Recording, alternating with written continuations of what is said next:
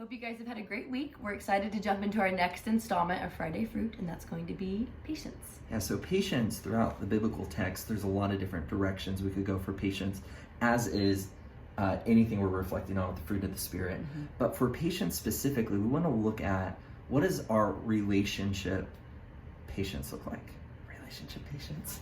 There's a new word. Coin that, Jefferson Avenue. What does your relationship patience look like? Relationship patience. That could work. Relationship patience. What does your relationship patience look like? Yeah, so Ephesians 4:2, with all humility and gentleness, with patience, relationship patience, bearing with one another in love. So tonight, we want to really just take some time to reflect on patience.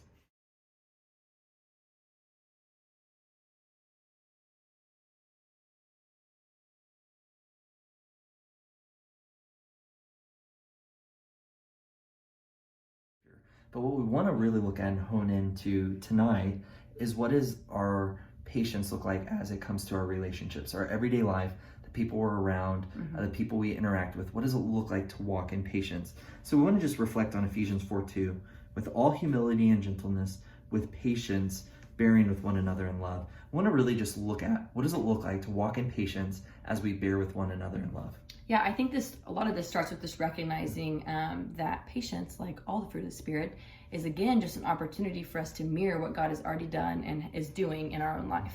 And so when I think of it that way, I immediately think of Psalm 145, verse 8, when it talks about the Lord being merciful and compassionate, slow to anger, steadfast in love. And that for me kind of helps lay the foundation of, okay, how do I be patient? I walk these things out. Okay, I'm going to work at being slow to anger. I'm not going to be easily offended. I'm going to work at viewing people with mercy the way God has viewed me mercifully.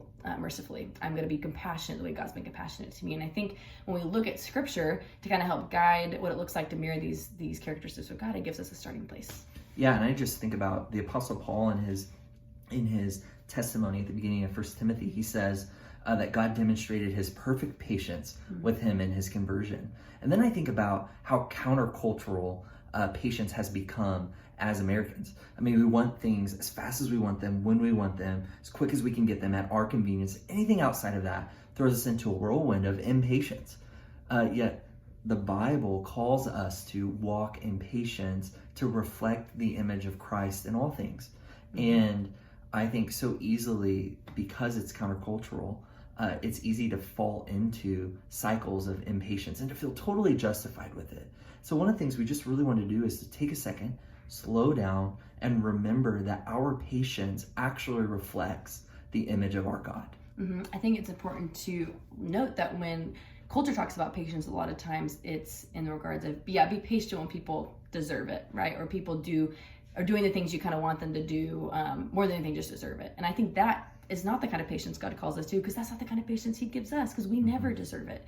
We constantly mess up. We constantly need God's patience with us. And he demonstrates it not only in salvation, in drawing us to himself when we weren't even looking for him, but he continues to model perfect patience for us as we are being sanctified and are in this cycle of being conformed to the image of Christ, which means we one step forward, two steps back, one step forward, two steps back.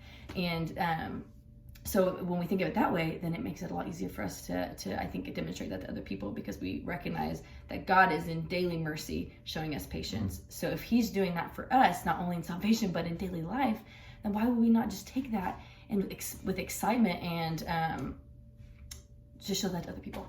Yeah, and I think about how trivial our impatience is whenever we think about how great the patience of God has been to us in our lives. And so, brothers and sisters, we just want to encourage you to take the opportunity in quarantine, in your workplace, if you're working in your household, whether you're on the phone with a friend or your parents or a family member, to just remember to walk in patience in all things as we seek to, as believers, reflect the image of Christ, which we've been equipped to do because we've been given his Spirit.